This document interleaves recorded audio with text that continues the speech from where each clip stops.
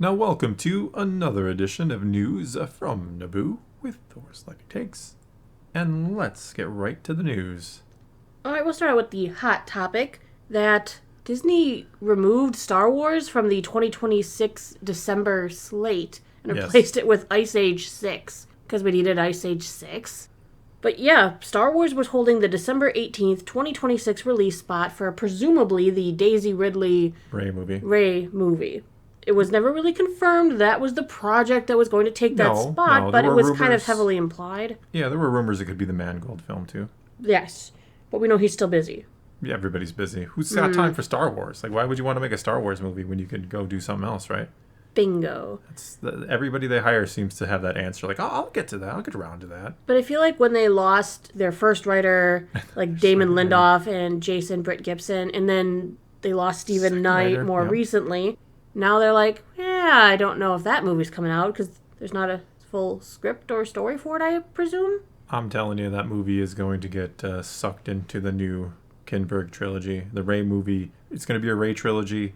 So he's going to be writing the first movie, and then it goes from there. It's kind of one and the same. That's my guess. I have no basis for that other than a gut feeling. We know that the movie was supposed to follow Rey building her new Jedi Order, and it very well still could do that. I think it will. I think it's going to, like I said, I think it's just kind of, I think they hired him, once Stephen Knight was gone, they probably hired him to do this movie and to make it a trilogy. It's like, let's go all in on Rey. Now, we've discussed how that might not be the smartest decision, but it seems to be the decision that they are currently taking. Well, and I've heard through the rumor train here that he kind of came to them with a pitch. Yeah, saying, hey, I've kind of got this plan, and maybe they decided, you know what, at least there is a plan. And if he wants to write it and they liked what it sounded like, they're like, yeah, let's go for it. Yeah, from what I've heard from my super secret sources, which they're not really all that super secret or anything, but that he did come to them. That this was actually, which is a 180 from just going to like, hey, Taika Waititi, you want to do a movie? Or going to whoever and be like, hey, you want to do a movie? I'd rather have the person be like, hey, I got this idea. I'm going to run it past you. And, oh, you like it? Okay, let's do that. Instead of like just hiring somebody to maybe come up with an idea. Yeah.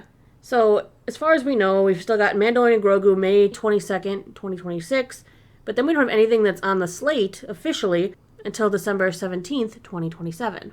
This doesn't mean things can't be added to the slate. Added, removed again, yeah. Yeah, moved, shifted. I mean, they might move up from December 17th and say, hey, that movie's already early, let's do that May 2027, and we'll put another Star Wars movie at December 2027. Yeah, it could mean a lot of, and I've seen people thinking that this means the Rey movie has been canceled, and I don't.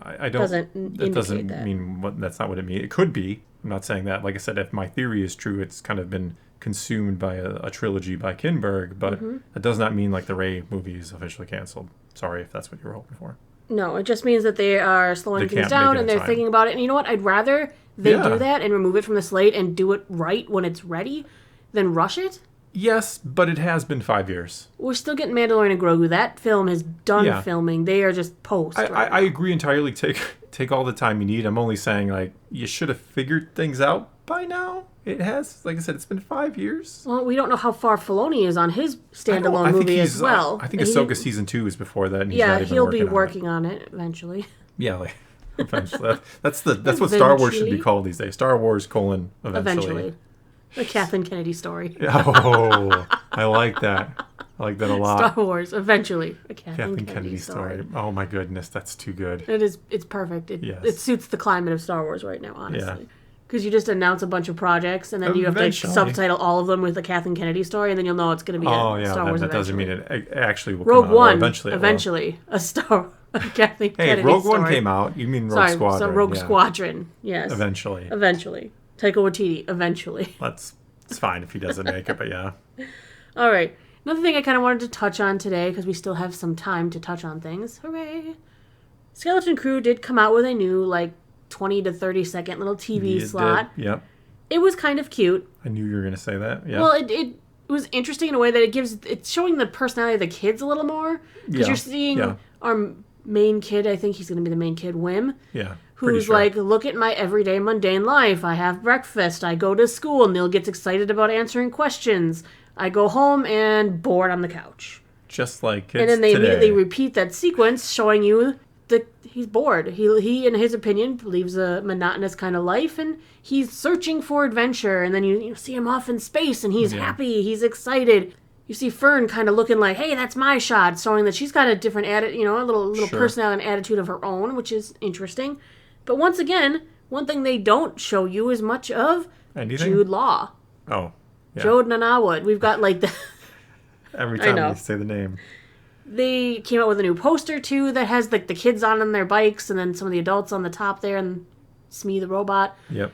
But they haven't showed much, aside from that like little teaser clip they had in the first trailer that's like, is he a Jedi? Yeah. But he's not really featured, so we don't know anything about him, which is good, right? Yeah, no, don't show everything in the trailer. Show enough to get people to watch. That's what a trailer should do, just enough to get you interested.